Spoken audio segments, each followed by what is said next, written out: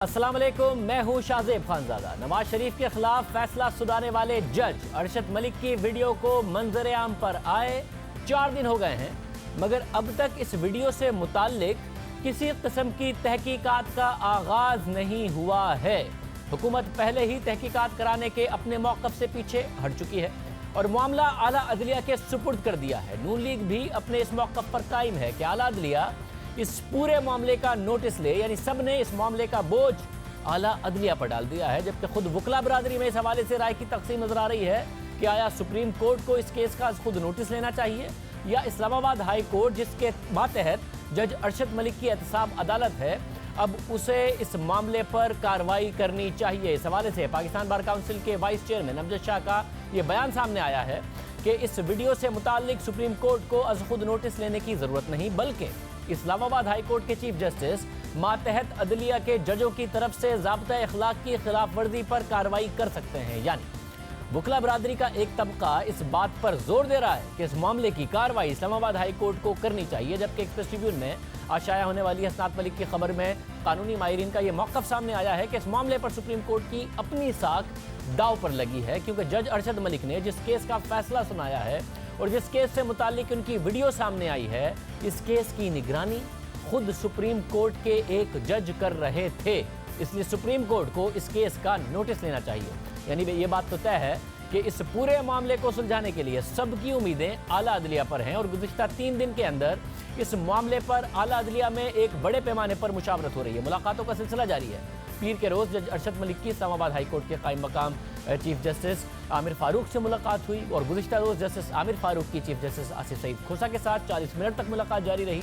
इस मुलाकात से मुतालिक आला अदलिया की तरफ से कोई बयान अब तक जारी नहीं हुआ, मगर ये चेमगोइयाँ ज़रूर हो रही हैं कि आला अदलिया इस मामले पर संजीदगी से गौर व फिक्र कर रही है और शायद जल्द इस हवाले से कोई बड़ी पेशरफ्त सामने आए। अदालतों के अंदर इस वक्त क्या बहस हो रही है, ये सवाल बड़ा अहम है, क्योंकि माजी करीब में ये ज़रूर नज़र आता था कि जब साकिब निसार साहब चीफ जस्टिस थे कि मुख्तलिफ दूसरे केसेस की समातों के दौरान किसी दूसरे अहम मामले पर ज़रूर बात हो जाती थी, खबर सामने आ जाती थी, मगर जब से आसिफ सईद खोसा साहब चीफ जस्टिस बने हैं, ना सू मोटो इस तरीके से हो रहे हैं, ना वो रिमार्क्स इस तरीके से देते हैं जो मुतनाज़े बने, तो इस अहम मामले पर भी ऐसी कोई चीज़ अदालतों की तरफ से सामने नहीं आ रही है। सुप्रीम कोर्ट की कार्रवाइयों को करीब से देखने वाले 2 सीनियर रिपोर्टर्स हमारे साथ मौजूद हैं। क़य्यूम सिद्दीकी साहब हैं, हसनात मलिक हमारे साथ मौजूद हैं। आप दोनों का बहुत शुक्रिया।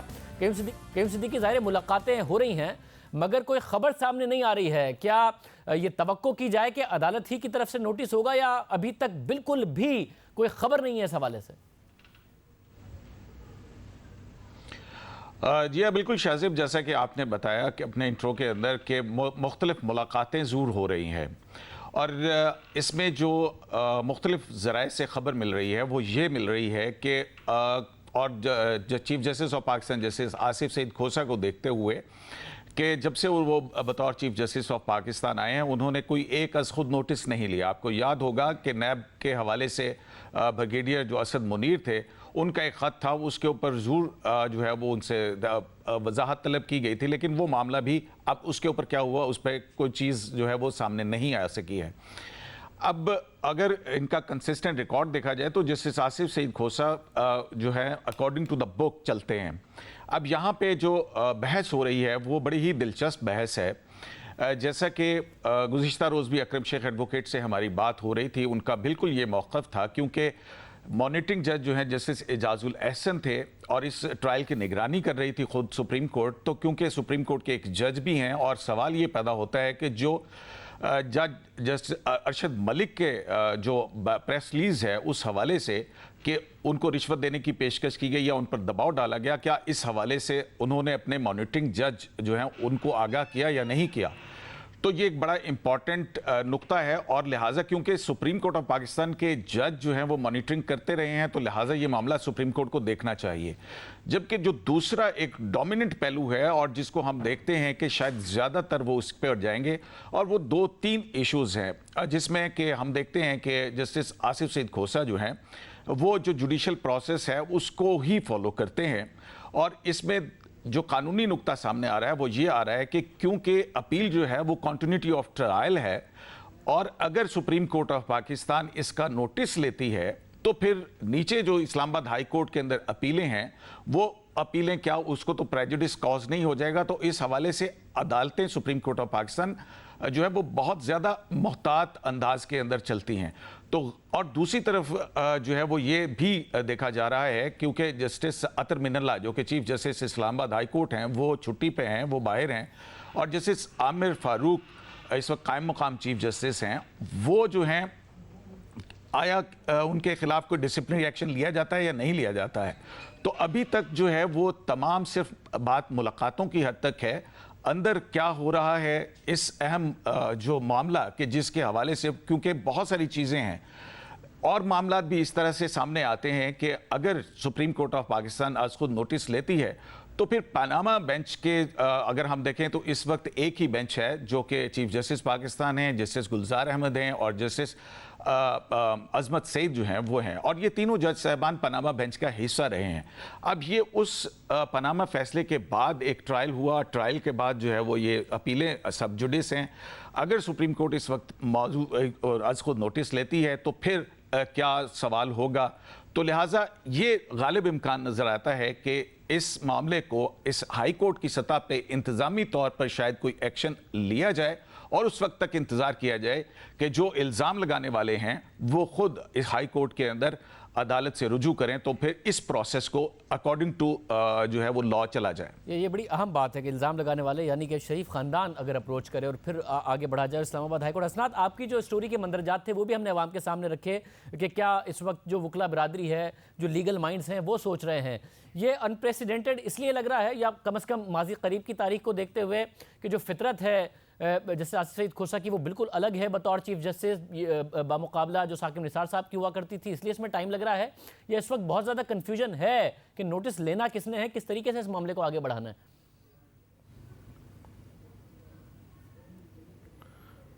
जी हाँ शाहजेब, ये एक मुश्किल सूरत हाल है इस अदलिया के हवाले से देखा जाए तो, क्योंकि ये पब्लिक इंटरेस्ट का मैटर तो बनता है 184(3), क्योंकि एक 3 time prime minister Nawaz Sharif रहे, उनका ट्रायल के हवाले से संगीन किस्म के इल्ज़ाम लगाए गए कि जी उनका ट्रायल जो है मैनिपुलेट किया गया और मुख्तलिफ़ किस्म की जो है चीज़ें गाए बगाए आती रहीं। इसी तरह हमने देखा कि इसकी जो निगरानी थी पूरी ट्रायल की वो सुप्रीम कोर्ट ने की, 6 एक्सटेंशन दी कि मुख्तलिफ़ टाइम ड्यूरेशन की, इतनी जल्दी ट्रायल कंक्लूड किया जाए। इलेक्शन से पहले जो है नवाज शरीफ साहब को कन्विक्ट किया गया, इसके बाद जो मामला चलते रहे और supreme court, Islamabad high court में मामला चलता रहा, अकाउंटेबिलिटी चलती रही। पूरी जुडिशरी जो है वो इस मामले में देखा जाए तो वो उस स्टेक पे उसकी जो साख है वो इस पे है। और जो सबसे इम्पॉर्टेंट मामला है वो है इत्मीद का, क्योंकि हमने देखा है कि सियासी जमातों के गाए बगाए जो है वो ऑफ द रिकॉर्ड जब भी उनसे बात की जाए तो वो एक मिसट्रस्ट जो है अदलिया पे होता है। तो अब ये एक मेरा ख्याल है कि जो अदलिया के लिए बड़ा अहम जो है ये है मामला कि उस हवाले से नोटिस ले के इस चीज़ को देखें कि क्या वो जो ट्रायल था वो फेयर था, जुडिशरी इंडिपेंडेंट थी है और उसने जो भी काम किया वो इंडिपेंडेंट किया। इस हवाले से देखा गया कि पाकिस्तान बार कौंसिल के एग्जीक्यूटिव मेंबर राहील कामरान शेख ने एक ख़त लिखा है और उस ख़त के हवाले से उन्होंने यही कहा है कि जी सुप्रीम कोर्ट को इस मामले पे सो मोटो लेना चाहिए। लेकिन इसी तरह देखा गया है कि वकला में एक ये भी एक ओपिनियन है कि डिसिप्लिनरी एक्शन जो है वो उस जज साहब के हवाले से लेना चाहिए। लेकिन अगर जुडिशरी इस हवाले से एक्शन लेती है तो क्या उसका उस पे असर ट्रायल पे या जो अपीलें हैं उन पे क्या इफेक्ट पड़ेगा। इसके अलावा जो सबसे इम्पॉर्टेंट बात है वो ये है कि जो मरियम नवाज ने कहा कि मेरे पास और भी मटेरियल है, इसके अलावा कुछ अंसार अब्बासी साहब की स्टोरी भी है। तो अब क्या वो अदलिया को उस हवाले से इंतज़ार करना चाहिए कि क्या वो भी वीडियोज़ जो है सामने आ जाएं, क्योंकि ये मटेरियल अब जो बातें आ रही हैं कि और भी मटेरियल इस हवाले से है कि क्या वो भी आ गया है, या सुप्रीम कोर्ट सो मोटो लेके उन नोटिस करे मरियम नवाज को कि जी वो सारा जो मटेरियल है वो पेश करें और उसके बाद जो है इस मामले को कमीशन बनाया जाए। तो ये काफ़ी मुश्किल सूरत हाल है अदलिया के हवाले से। बहुत शुक्रिया। 2 सीनियर रिपोर्टर्स बता रहे थे इस वक्त कितनी मुश्किल सूरत हाल के हवाले से भी। अब देखते हैं कि इस हवाले से फैसला क्या आता है। दूसरी जानिब जाली सबूतों, जाली ट्रस्ट डीड के हवाले से मरियम नवाज को एहतसाब अदालत ने जो नोटिस जारी किया, इस हवाले से भी अहम पेशरफ सामने आई है। ज़राए से यह खबर सामने आई है कि नैब लाहौर ने 19 जुलाई के लिए मरियम नवाज को एहतसाब अदालत में ज़ाती तौर पर पेश होने के लिए तलबी का नोटिस दे दिया है। जिस पर मरियम नवाज ने ट्विटर पर रद्द-ए-अमल देते हुए ट्वीट किया कि ज़राए से खबरें क्यों लीक करवाते हो, सामने आकर बात किया करो।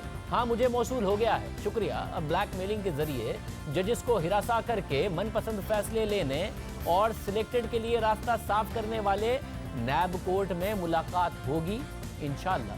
मरियम नवाज ने एक और ट्वीट करते हुए मौका इख्तियार किया कि ये मुझे हर कीमत पर गिरफ्तार या नज़रबंद करना चाहते हैं, मगर मसला ये है कि मेरे खिलाफ कुछ है नहीं, इसलिए बेचारों को वो झूठा केस जिसमें मुझे एक बार सजा हो चुकी है और जिसको हाई कोर्ट मुअत्तल कर चुकी है, दोबारा खोलना पड़ा। ये इकदाम क्योंकि गैर कानूनी और मज़े का खेज है, इसलिए चलेगा नहीं और मैं पेश ना होकर एक तो उनको गिरफ्तारी प्लेट में रखकर उनका मकसद पूरा नहीं होने देना चाहती, दूसरा अदालत में नाकाबिल तरदीद हक़ाइक़ सामने रखने और सिलेक्टेड की आलाकार नैब की सियाकारियों को अवाम के सामने लाने का मौका गंवाना नहीं चाहती। यानी 19 जुलाई को इस केस की समाअत होगी। मरियम नवाज कह रही है मैं पेश होंगी, बार बार खबरदार भी कर रही है कि वो बहुत कुछ बोलेंगी। अब देखते हैं कि 19 जुलाई की समाअत में क्या वो मामला सामने लाती हैं। जो बाकिया वीडियोस उनके पास मौजूद हैं उसका इंतज़ार वो 19 जुलाई की समाअत तक करेंगी, अदलिया के नोटिस लेने तक करेंगी या नहीं करेंगी, या फिर ख़ुद इस्लामाबाद हाई कोर्ट से जाकर नून लीग रुजू करेगी, शरीफ ख़ानदान रुजू करेगा कि ये सबूत हमारे पास मौजूद हैं, इस पर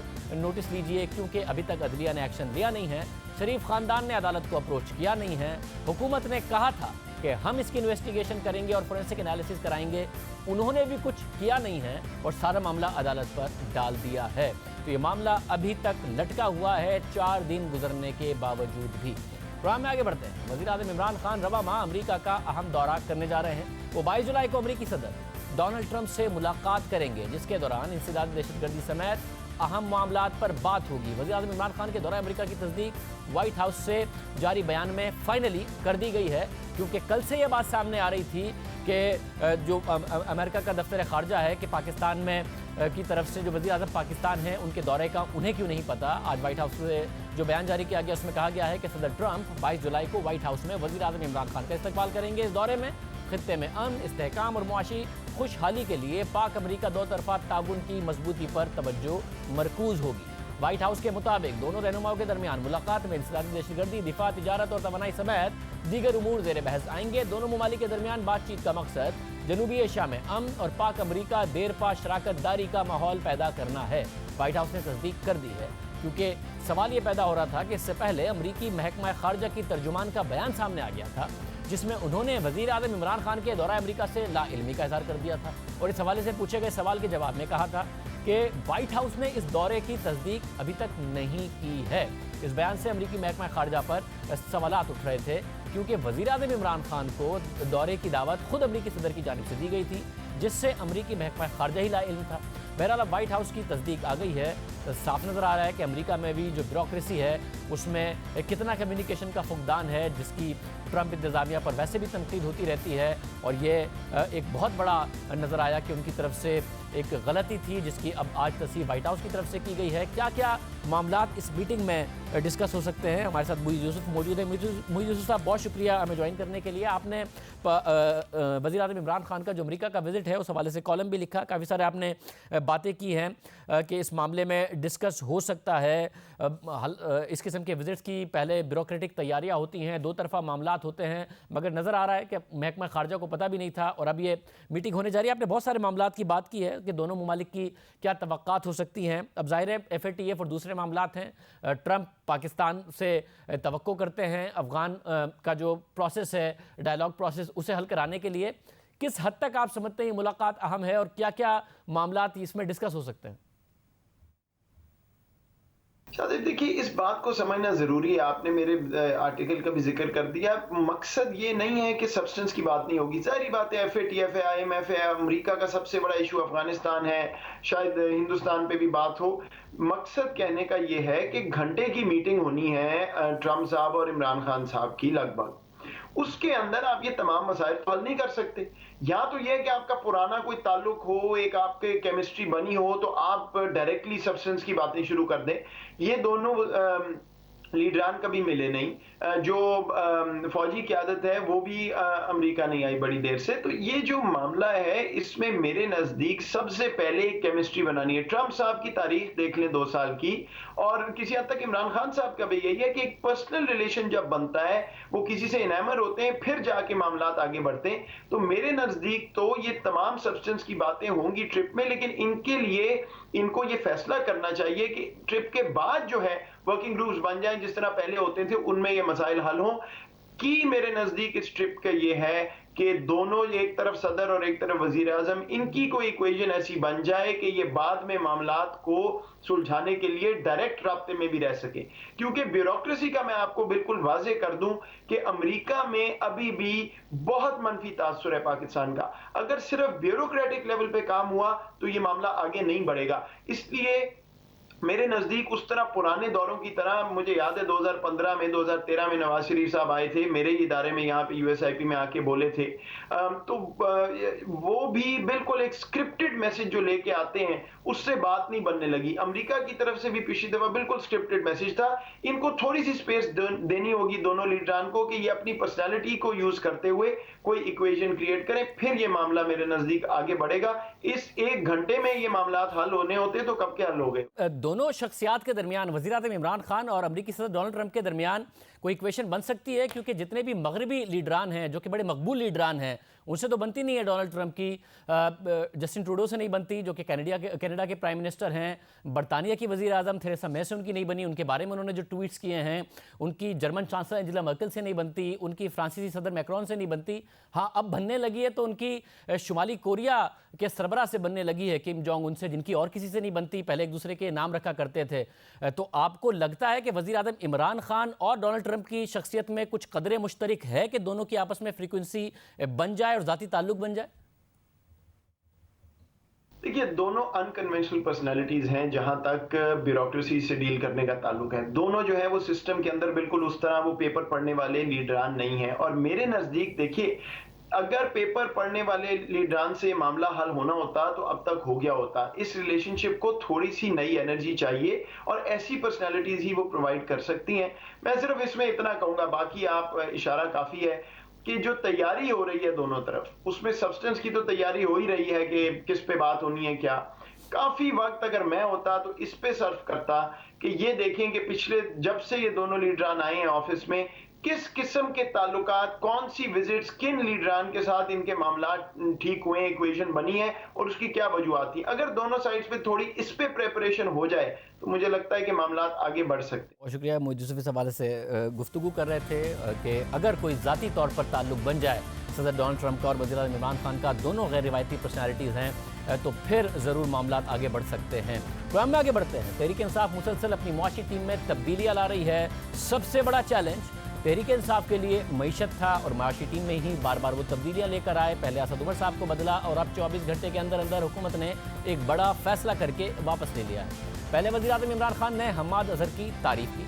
असेंबली में उनके वफाकी वज़ीर बनाने का, उनको वफाकी वज़ीर बनाने का बाकायदा ऐलान किया। मैं ख़ास तौर पे आज मैं हम्माद को मुबारक देता हूँ जिस तरह उसने कंडक्ट किया। हमारा लीडर इमर्ज किया है, यंग लीडर, और उसकी कंपोजर और जिस तरह उसने कंडक्ट किया, हम सब, सारी हमारी पार्टी उसको मुबारक देती है और इंशाल्लाह उसने अपने आप को फेडरल मिनिस्टरशिप अर्न कर लिया इसके बाद।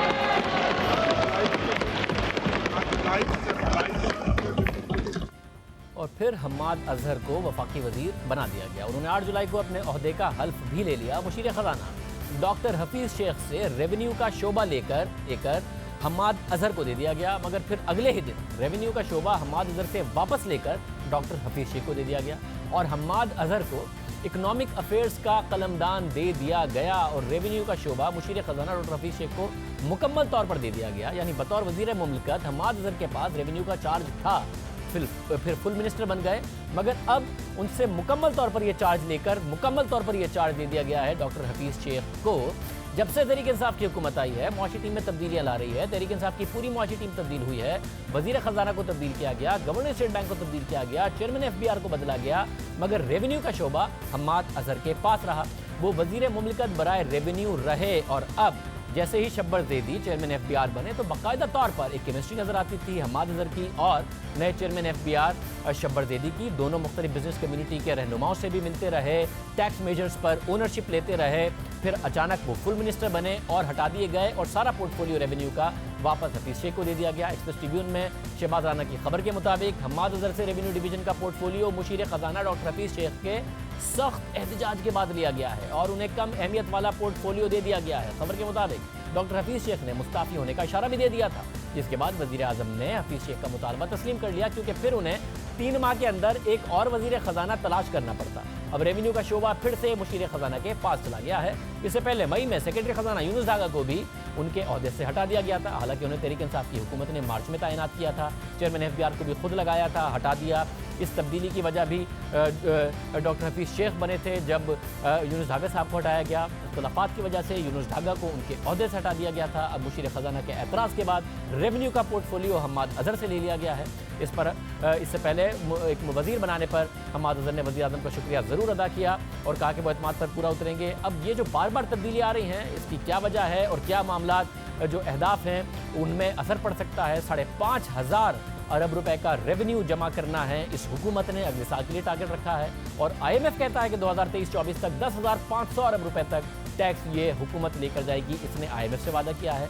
द न्यूज़ के रिपोर्टर मेहताब हैदर हमारे साथ मौजूद है। मेहताब हैदर, बहुत शुक्रिया। मेहताब, क्या मुहरकात हैं, क्या वजह बनी कि हम्माद अजहर को पोर्टफोलियो दिया फिर 24 घंटे के अंदर वापस भी ले लिया? रेवेन्यू के मामला वो देख रहे थे शब्बर ज़ैदी साहब के साथ।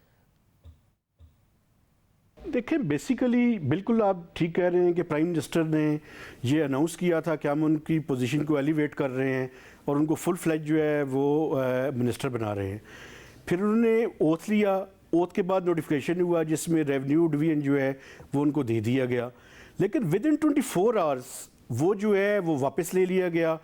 चूँकि उसकी बुनियादी तौर पर मैं आपको बताऊँ 2-3 जो है वो वजूहात हैं।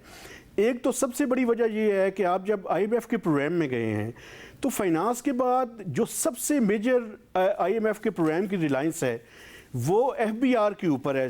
50 to 60 to 70% जो चीज़ें हैं उस प्रोग्राम के अंदर वो रिलेटेड टू FBR है। तो मैं समझता हूँ कि जो adviser to PM on finance है डेफिनेटली ये समझ रहे थे कि उनकी जो पावर्स हैं उनको क्लिप कर दिया है, उनको कमी कर दी गई है, जिसकी वजह से वो खासे डिस्टर्ब भी हुए। और इतलात यही है कि उन्होंने प्राइम मिनिस्टर से जाकर ये रिक्वेस्ट की कि ये आपने क्या कर दिया है। लेकिन मैं इस चीज़ पे हैरान हूँ कि ये डिसीजन मेकिंग के प्रोसेस से पहले कंसल्टेशन प्रॉपर्ली क्यों नहीं होती, चूँकि ये पहली दफ़ा इस तरह नहीं हुआ। आपने देखा कि जब IMF की टीम जो है वो इस्लामाबाद में थी तो आपने पूरी की पूरी टीम को चेंज कर दिया और एक ऐसे टाइम पे चेंज कर दिया जब बिल्कुल बजट करीब था। अब आप उससे पहले आपने असद उमर साहब को तब्दील कर दिया यकदम। तो ये सारी चीज़ें ये शो करती हैं कि ये डिसीजन मेकिंग से पहले आप प्रॉपर कंसल्टेशन नहीं करते, तो जिसकी वजह से आपको फिर वो डिसीजन जो है वो वापस लेने पड़ते हैं।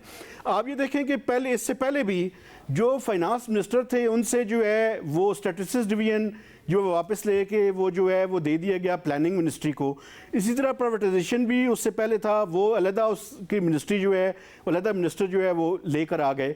तो ये सारी चीज़ें ये शो कर रही हैं कि ये सारा जो प्रोसेस था IMF के प्रोग्राम के बाद जो है, चूँकि यूजुअली और ट्रेडिशनली फाइनेंस और रेवेन्यू जो है वो एक के पास होता है, तो इस पे वो डेफिनेटली डिस्टर्ब हुए। उन्होंने प्राइम मिनिस्टर से बात भी की जिसकी वजह से जो है ये डिसीजन जो है वो वापस ले। फाइनली हमें नज़र आ रहा था कि हम्माद अजहर और शब्बर ज़ैदी दोनों के दरमियान एक अच्छी केमिस्ट्री नज़र आ रही थी जब वो फाइनेंस और रेवेन्यू के मामलात के हवाले से। तो हफीज़ शेख को क्या एतराज़ होगा अगर दोनों मुकम्मल तौर पर मेहनत करते नज़र आ रहे हों, टारगेट रेवेन्यू हो, रेवेन्यू बढ़ेगा, हफीज़ शेख साहब का फ़ायदा होगा, वो फाइनेंस मिनिस्टर हैं, तो क्यों उन्होंने एतराज़ किया और ये वापस उन्होंने पोर्टफोलियो लिया है? नहीं, मैं समझता हूँ जी कि देखें जो हम्माद अजहर साहब हैं वो यंग मैन हैं, एनर्जेटिक हैं और वो बिल्कुल उनकी जो है वो चेयरमैन साहब के साथ जो है और FBR की बाकी टीम के साथ भी एक अच्छी जो है वो केमिस्ट्री डेवलप हो चुकी थी। लेकिन आपको पता है कि ये चीज़ें अब जब आप जो है वो नॉन इलेक्टेड लोगों की पावर्स में इस हद तक इजाफा करेंगे और बहुत से नॉन इलेक्टेड लोगों को जो है वो लेकर आएंगे और शुरू में ही जब जो बुनियादी कोर टीम थी उसके अंदर ही तब्दीलियां कर देंगे, तो उसके बाद मैं समझता हूं कि ये कोई अनहोनी चीज़ नहीं है, लेकिन ये डिसीजन मेकिंग के पूरे प्रोसेस को जो है वो एक्सपोज करती है। और ये आपको बताती है कि आप कंसल्टेशन के बगैर डिसीजन कर लेते हैं, जिसकी वजह से फिर आपको शायद यू टर्न लेना जो है वो पड़ जाता है।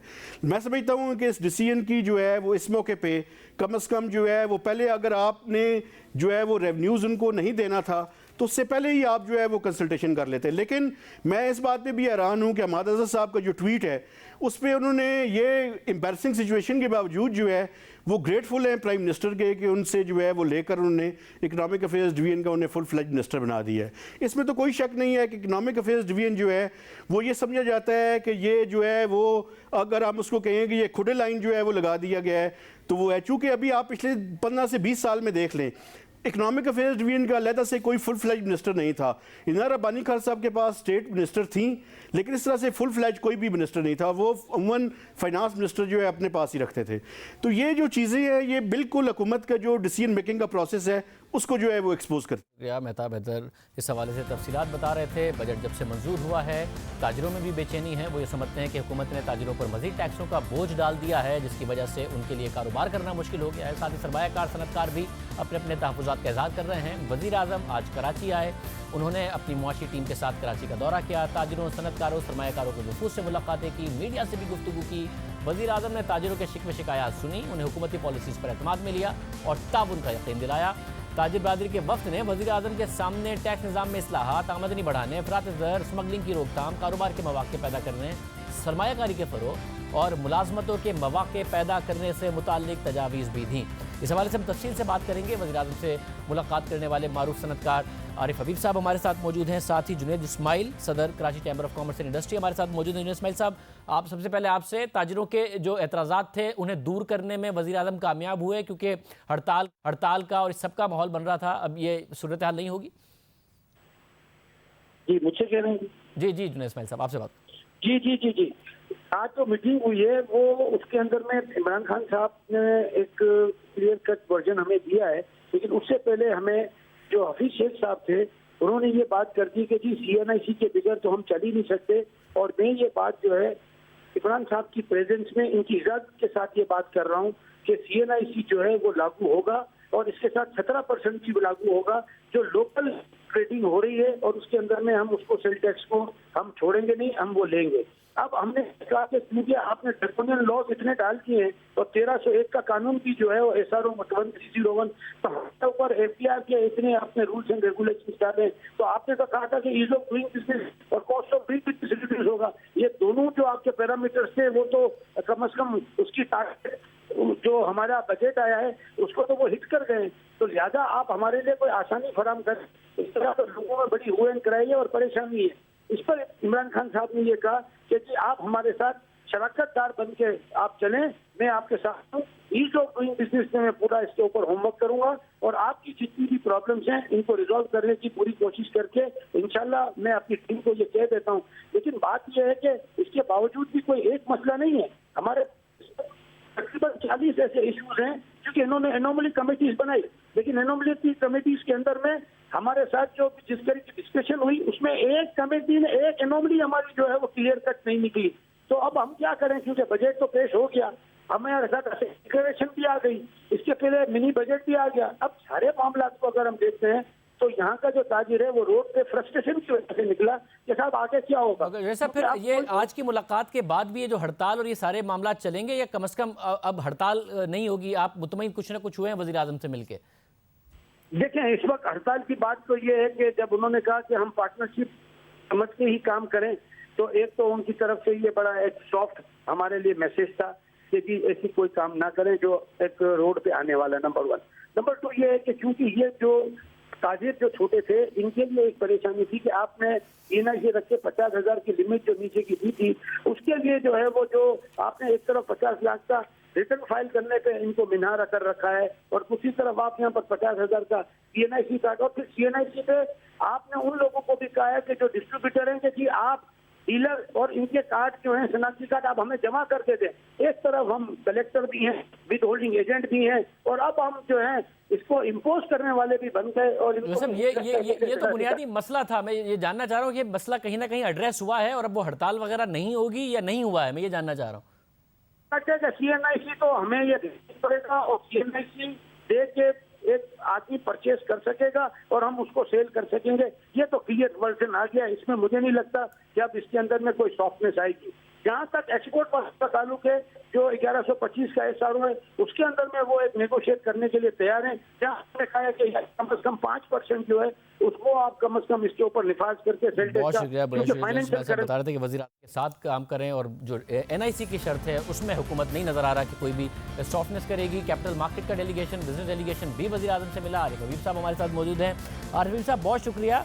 ओवरऑल एक किस तरीके से आप कहेंगे, क्योंकि जो मईशत है उसकी सिमत है उसको लेकर बहुत ज़्यादा तहफ़्फ़ुज़ात आप लोगों की तरफ से भी पैदा हो रहे थे, इत्मीनान है, IMF के प्रोग्राम में चले गए, उसके बाद पहली मुलाकात थी बिज़नेस जो टीम है, जो माशी टीम है वज़ीर आज़म की और वज़ीर आज़म से आप लोगों की? देखिए, हमसे तो चूंकि हम कैपिटल मार्केट का डेलीगेशन थे और फिर उससे पहले उन्होंने हमें लंच पे इनवाइट किया था, जो इनफॉर्मल सारी डिस्कशन थी और ज़्यादातर उसमें लंच पे तो क्रिकेट डिस्कस हुआ। लेकिन बाद में जो कैपिटल मार्केट का सेशन था उसमें जो है वो काफ़ी अच्छी डिस्कशन हुई कि हमारे जो मैक्रो इकोनॉमिक फंडामेंटल्स की तरफ जो है वो काम हो रहा है, और जिसमें ये भी सब रिकॉर्ड किया गया कि जो है वो बजट अप्रूव हो गया, फिर एमनेस्टी जो है वो सक्सेसफुली पूरी हो गई, फिर उसके बाद जो है ये IMF का प्रोग्राम जो है वो आ गया, और फिर IMF के जो कंडीशनलिटीज़ हैं और जो नंबर्स हैं वो भी सब शेयर हो गए, और जिसमें ये हमारी तरफ से ये भी था कि ये तमाम जो डेवलपमेंट हुई है इससे जो है वो डेफिनेटली कंफर्ट आता है।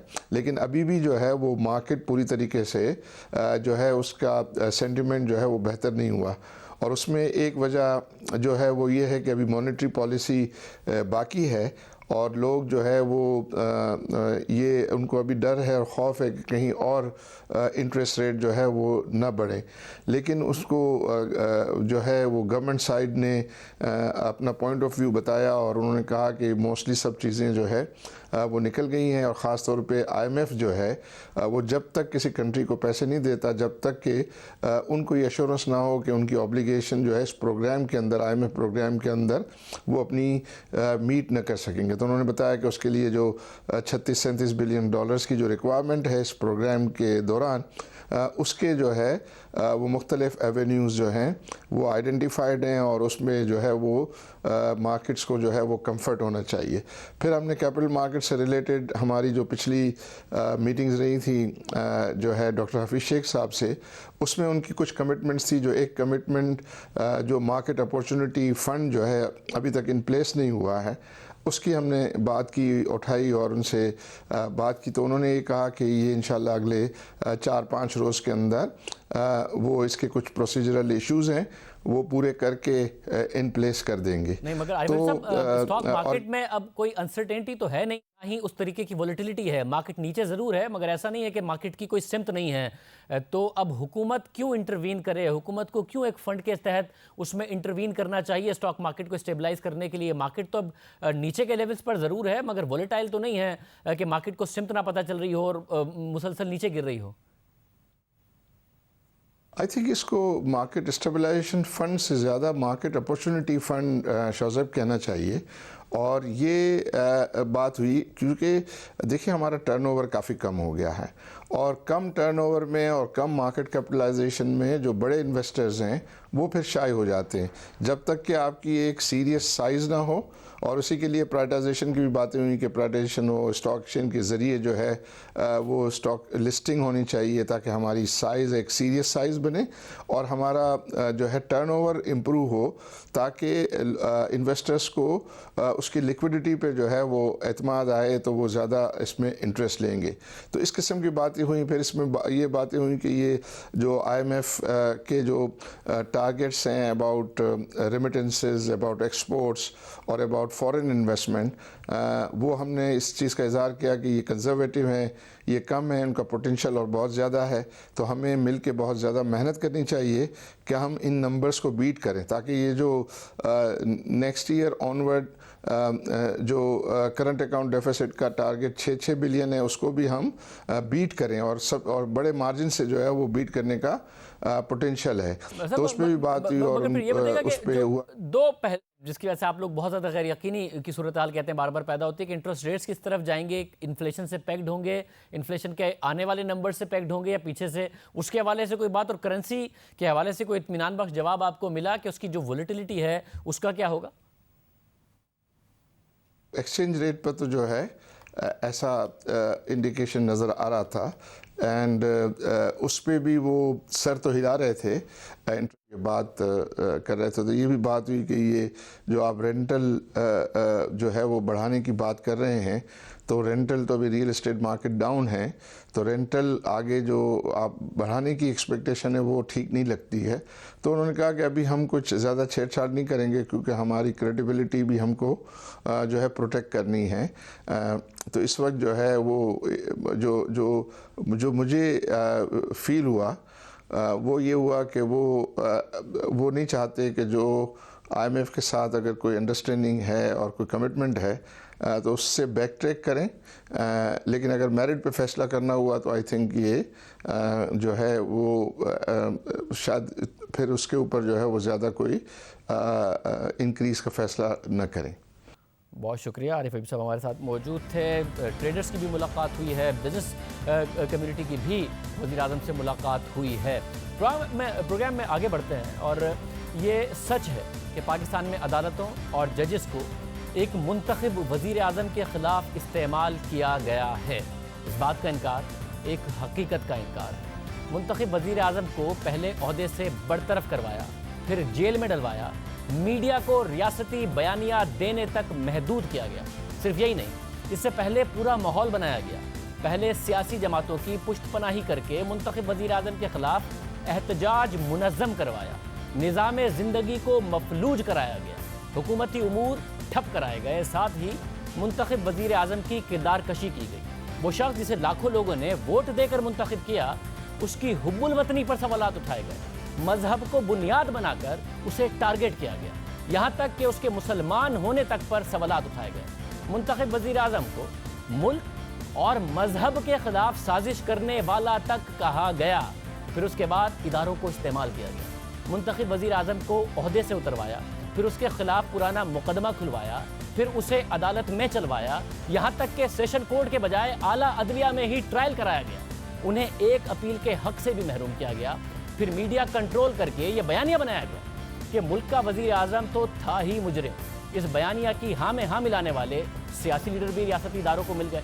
ये वो लोग थे जो चाहते थे कि मुंतखब वज़ीर-ए-आज़म की जगह वो वज़ीर-ए-आज़म बने। उन्हें अपनी मकबूलियत और वोट की ताकत पर भरोसा बहुत कम था, मगर रियासती इदारों की ताकत पर पूरा भरोसा था कि वो इन्हें वज़ीर-ए-आज़म बनवा देंगे। इस तरह इदारों के साथ साथ कुछ सियासतदान मिल गए। फिर जब अदालती ट्रायल चलने लगा तो ये सवाल उठने लगा कि ये तो जानिबदाराना एहतसाब है, मीडिया ट्रायल हो रहा है, अदालतों को कंट्रोल करके मुंतखब वज़ीर-ए-आज़म को सज़ा दिलवाने की भरपूर तैयारियां की जा रही हैं। पूरी कोशिश है कि मुंतखब वज़ीर-ए-आज़म मुजरिम साबित हो जाए और फिर उसे सज़ा हो। जिस तरीके से ट्रायल चला सबको अंदाज़ा हो गया कि जजेस ब्लैकमेल हो रहे हैं, दबाव में आ गए हैं, मगर कोई मानने को तैयार नहीं था। अगर कोई सहाफ़ी या फिर सहाफ़ती इदारा कुछ सच बोलने की कोशिश करता तो खामोश करवा दिया जाता, उसे बंद करने की धमकी दी जाती, ना मानने की सूरत में झूठा मुकदमा बनाकर सहाफ़ियों तक को गिरफ्तार कर लिया जाता, तशद्दुद का निशाना बनाया जाता। बाद में उस मुंतखब वज़ीर-ए-आज़म की बेटी को भी इंतकाम का निशाना बनाया गया। ये सब कुछ खामोशी के साथ होता रहा, मगर फिर वक्त बदला। फिर जजेस ने खुद मान लिया कि हमने ज़्यादती की थी, हम पर दबाव था, हमें ऐसा नहीं करना चाहिए था। मगर देखिए कि उस वक्त हाकिम वक्त कैसे अदालती फैसलों का दिफा करता रहा, यहाँ तक कहता रहा कि पाकिस्तान में अदालतें आज़ाद हैं, जजेस पर कोई दबाव नहीं है और ना ही जजेस से कोई राब्ता है। इंटरव्यू के दौरान बरतानवी सहाफ़ी को यह तक कह डाला कि ये सब कुछ बरतानिया में तो होता होगा, पाकिस्तान में ऐसा नहीं होता। देखिए एक मुंतखब वज़ीर-ए-आज़म का तख्ता उलटकर अदालतों और सियासी मुखालिफिन को इस्तेमाल करके कैसे धड़ल्ले से झूठ बोला गया। Nobody is above the law, whether it is Mr. A, Mr. B, or General Ziaul Haq himself, and justice must be done. It's unfortunate that the person who is involved in this case, who has been convicted, the former Prime Minister, happened to be a politician. He happened to be the former Prime Minister of Pakistan. He happened to be the chairman of the People's Party. But that does not make him or anybody else above the law. Do you think that the very fact that you have a military government at the moment in Pakistan would influence the courts, must influence them? We can't.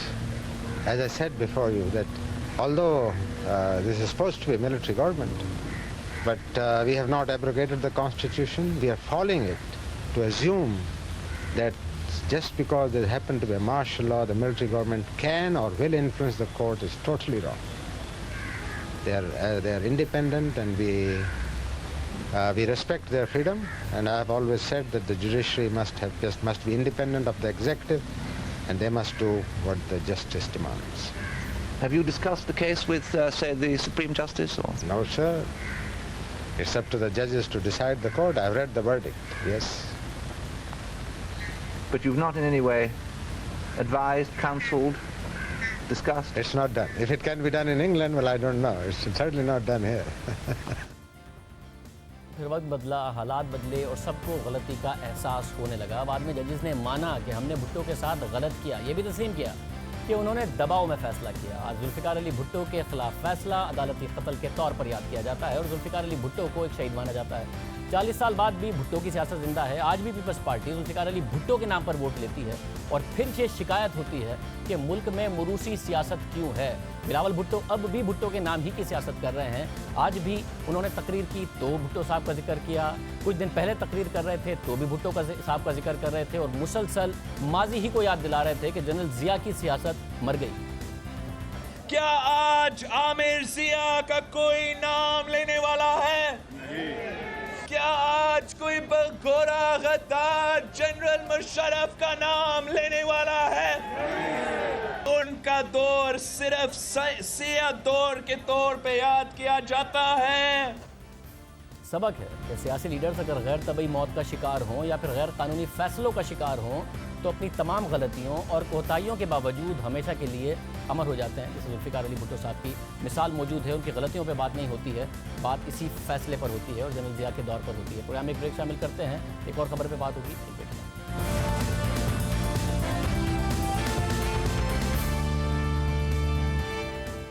पहले semifinal में आज भारत को New Zealand ने हरा दिया है और ये मैच अगर भारत ग्रुप मैचेस में इंग्लैंड को हरा देता तो पाकिस्तान और भारत का ये सेमीफाइनल होना था, मगर क्योंकि नहीं हरा सका, जिस पर पाकिस्तानियों ने बड़ी शिकायत की कि धोनी बड़ा गैर रिवायती खेल रहे थे, आखिर में अच्छा नहीं खेले, जिसकी वजह से पाकिस्तान नहीं पहुंच सका। न्यूजीलैंड पहुंचा सेमीफाइनल में, उसी न्यूजीलैंड ने आज भारत को हरा दिया। धोनी पर थोड़ी तनकीद भी हो रही है कि वो आखिर में रन रेट को बहुत आगे ले गए। हालांकि जो आज मैच था उसमें मैच का पासा बार बार पलट रहा था। शुरू में 5 रन पर ही 3 आउट होने के बाद बैटिंग संभली, धोनी और जडेजा ने संभाला 100 से ऊपर की पार्टनरशिप और आखिर तक मैच में फाइट रही।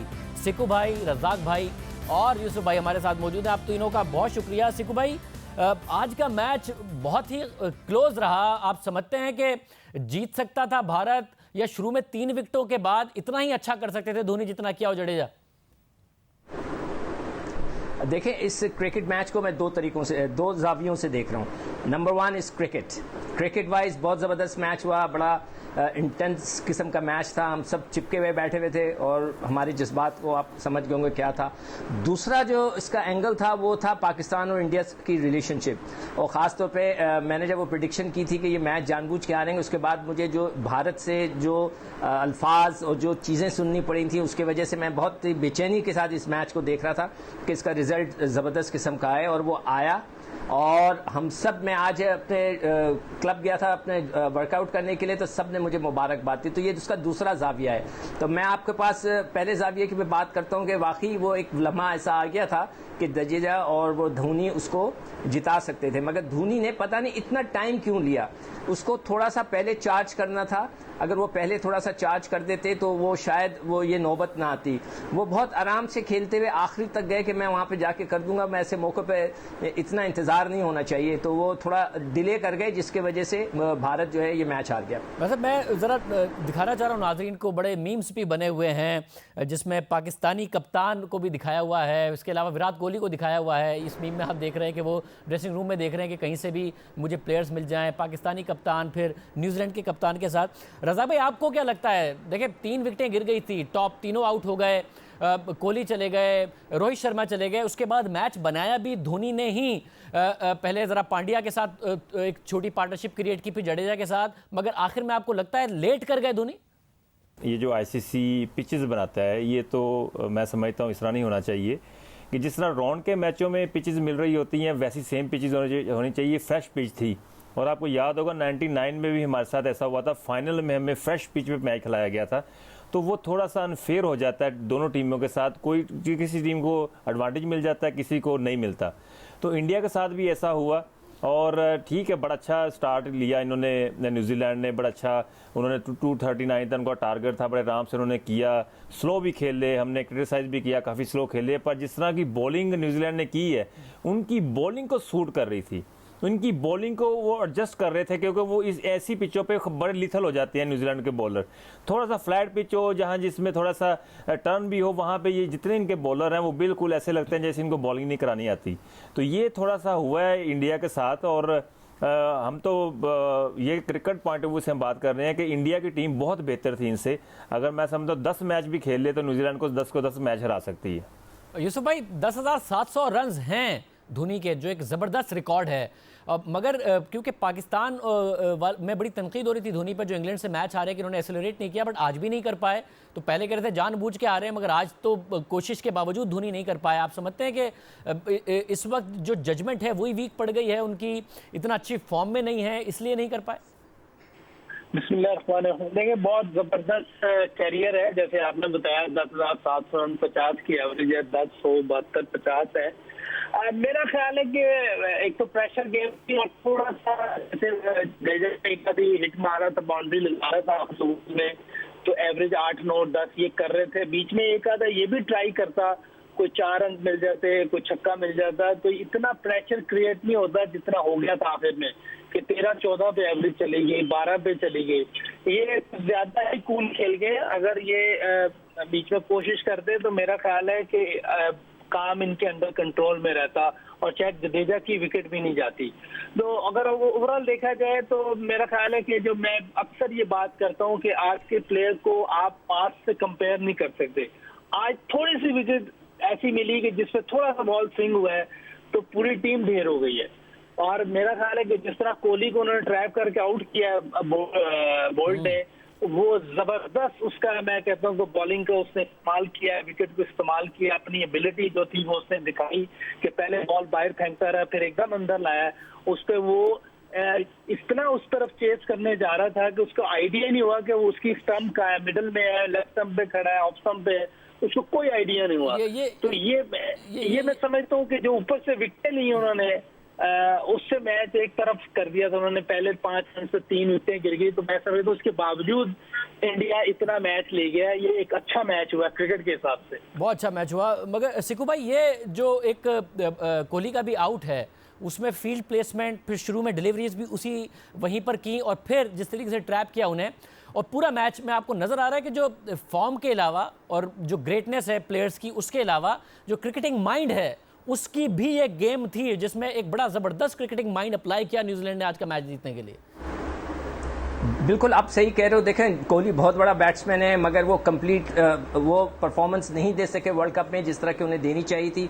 एक्सपेक्टेशन बहुत ज़्यादा थी। जैसे अभी यूसुफ बता रहे हैं, वो बैट्समैन है, उनको ज़्यादा पता है। अगर आप उनको आउट होते हुए देखें, वो शफल करके पहले ऑफ स्टंप की तरफ आ रहे थे कि गेंद, इसलिए कि वो उसको बोल्ड जो है ऑफ स्टंप के बाहर फेंके जा रहा था। ये उनकी ट्रैप करने की निशानी थी। और कोहली जो है वो ऑफ स्टंप के बाहर आ रहे थे, बैक एंड क्रॉस करके पीछे की तरफ। तो वो जैसी गेंद अंदर आया, वो सामने आ गए, खा गए गेंद, और वो स्टंप्स को टच कर रही थी, तो वो अंपायर्स कॉल थी, तो वो आउट हो गए। अगर वो आउट नहीं होते और वो रिव्यू लेते तो हो सकता है वो नॉट आउट हो जाते।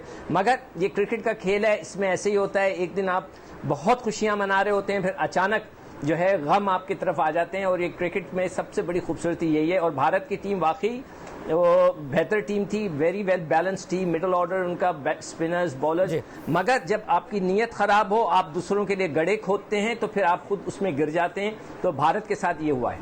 मैं रज़ाक भाई, आपको लगता है वो घड़ा ही खोदा था? आज भी तो धोनी से रन नहीं बन रहे थे ना, हालांकि गेम उन्होंने ही बनाई, मगर एक नजर आ रहा था कि स्ट्रगल कर रहे थे रन रेट बढ़ाने में। आपको लगता है वो जानबूझ के हारे थे वो इंग्लैंड से ताकि पाकिस्तान ना पहुंचे, जो सिक्कू भाई का बड़ा इसरार? हाँ, देखिए 2 पॉइंट मेरे माइंड में है। एक तो ओवरकास्ट कंडीशन, उससे पहले सारा दिन बारिश होती रही, ये दोनों चीज़ें जो फेवर कर गई इंग्लैंड की बॉलिंग को। और दूसरी ये कि ओवर कॉन्फिडेंट, ये इंडिया की टीम हमेशा ओवर कॉन्फिडेंट होती है, ये समझती है कि जिस तरह हम सोच रहे हैं वैसे ही अप्लाई होगा। ये क्रिकेट है, ये मोमेंटम किसी की भी तरफ भी जा सकता है। इनके साथ आईसीसी नॉकआउट में भी ऐसा हो चुका है, इन्होंने हमारी टीम को पता नहीं चूहे बिल्ली तो पता नहीं क्या क्या बना दिया था। जैसे सहवाग ने एक स्टेटमेंट दी थी, ये स्कूल के बच्चे हैं, ये स्कूल के पता नहीं क्या किड हैं, तो वो इनके ऊपर पड़े। जैसे ये ऐसी स्टेटमेंट देते हैं जब ओवर कॉन्फिडेंट होते हैं, मैं समझता हूं कि 95% इंडिया कॉन्फिडेंट था कि ये मैच जीत जाएगा, क्योंकि जिस तरह बॉलिंग की बात नजर आती है। जब मैच जीते पाकिस्तान से तब भी जब बात की कोहली ने तो एक ग्रेस थी, आज जब हारे हैं न्यूजीलैंड से तब भी जब कोहली ने बात की तो एक ग्रेस थी। एक कैप्टन के तौर पर वो आपको नजर आ रही थी जो बात कर रहे थे कोहली? देखिए, बात यह है कि थोड़ी सी शर्मिंदगी होनी चाहिए, इतना ओवर कॉन्फिडेंस नहीं होना चाहिए किसी को भी। ये क्रिकेट है और आपने देखा है कि जिस तरह ये आउट हुए, थोड़ा सा मूवमेंट मिली है, ओवरकास्ट कंडीशन थी, बॉलर को बहुत शुक्रिया, मौजूद थे हमारे साथ। आपने आपसे कल के प्रोग्राम में मुलाकात हो जाती है।